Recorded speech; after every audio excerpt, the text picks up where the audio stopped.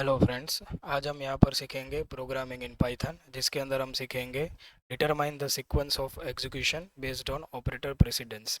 इसका मतलब जब हम पाइथन के अंदर कोई भी इक्वेशन यूज़ करते हैं तो वो इक्वेशन के अंदर किस तरह से ऑपरेटर्स एग्जीक्यूट होते हैं वो हम यहाँ पर देखेंगे। फॉर एग्जांपल, हमारे पास यहाँ पर एक इक्वेशन है x = 10 in bracket 20 × 5 bracket over -5।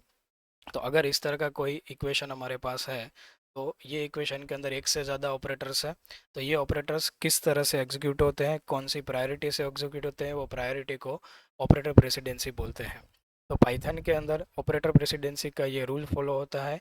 इसको हम बोलते हैं PEMDAS। इसके अंदर P का मतलब होता है, P मीन्स पैरेंथेसिस, मतलब अगर इक्वेशन के अंदर ऐसे कोई पैरेंथेसिस है तो वो पहले एग्जीक्यूट होंगे। ई मीन्स एक्सपोनेंट, इसका मतलब अगर हमारे पास इस तरह का कोई नंबर है जिसके अंदर स्क्वायर या क्यूब या ऐसा कोई भी रेस टू पावर अगर वहाँ पर है तो वो एग्जीक्यूट होता है। उसके बाद एम मीन्स मल्टीप्लिकेशन, मतलब अगर इक्वेशन के अंदर मल्टीप्लिकेशन है यहाँ पर तो वो एग्जीक्यूट होगा। डी मीन्स डिवीज़न, मीन्स अगर डिवीज़न है तो वो डिवीज़न मल्टीप्लिकेशन के बाद एग्जीक्यूट होगा। देन ए मीन्स एडिशन, एडिशन मतलब यहाँ पर अगर एडिशन ऑपरेटर है तो वो उसके बाद एग्जीक्यूट होगा। एंड लास्ट में एस मीन्स सब्ट्रैक्शन, मतलब जो सब्ट्रैक्शन ऑपरेटर है वो लास्ट में एग्जीक्यूट होता है। तो अगर हमारे पास ऐसा कोई इक्वेशन है तो लेट अस सी प्रैक्टिकली कि किस तरह से ये एग्जीक्यूशन होगा। तो उसके लिए हम ये पाइथन का जो आइडियली का शेल है वही यूज़ करेंगे। तो फॉर एग्जांपल हम यहाँ पर इक्वेशन बनाते हैं x = 10 प्लस इन ब्रैकेट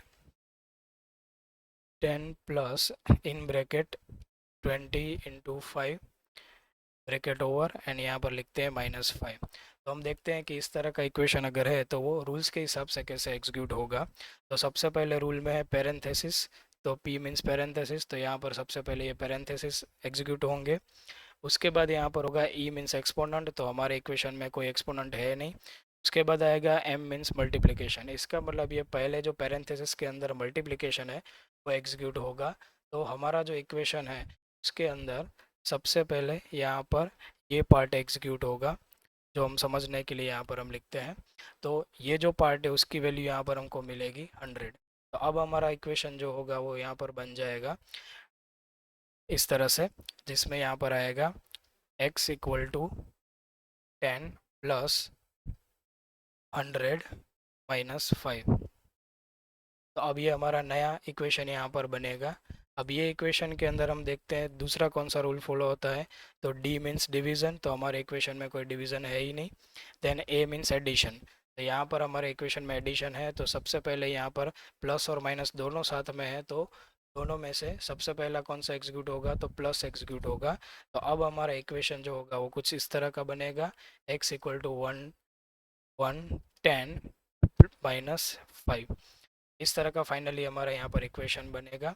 तो यहाँ पर अब हमारा इक्वेशन बनेगा x = 110 - 5, और लास्ट में जो रूल्स है वो उसके हिसाब से सब्ट्रैक्शन है। लास्ट में यहाँ पर जो सब्ट्रैक्शन है वो एग्जीक्यूट होगा। तो इसके हिसाब से यहाँ पर हमारा x की वैल्यू जो है वो हम प्रिंट करवाते हैं और यहाँ पर हम चेक करते हैं कि x की वैल्यू हमारी कौन कितनी आती है। तो यहाँ पर हम देख सकते हैं कि x की वैल्यू आ गई 105। तो ये किस तरह से हुआ, तो सबसे पहले ये ब्रैकेट एग्जीक्यूट हुआ, तो 20 × 5 इसका मतलब 100 हुआ, तो हमारा इक्वेशन हुआ 10 प्लस 100 -5।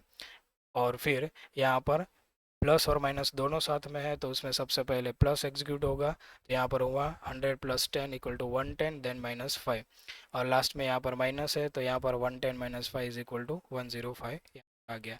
तो इस रूल्स के हिसाब से कोई भी इक्वेशन है जिसके अंदर अगर एक से ज़्यादा ऑपरेटर्स है तो वो एग्जीक्यूट होते हैं।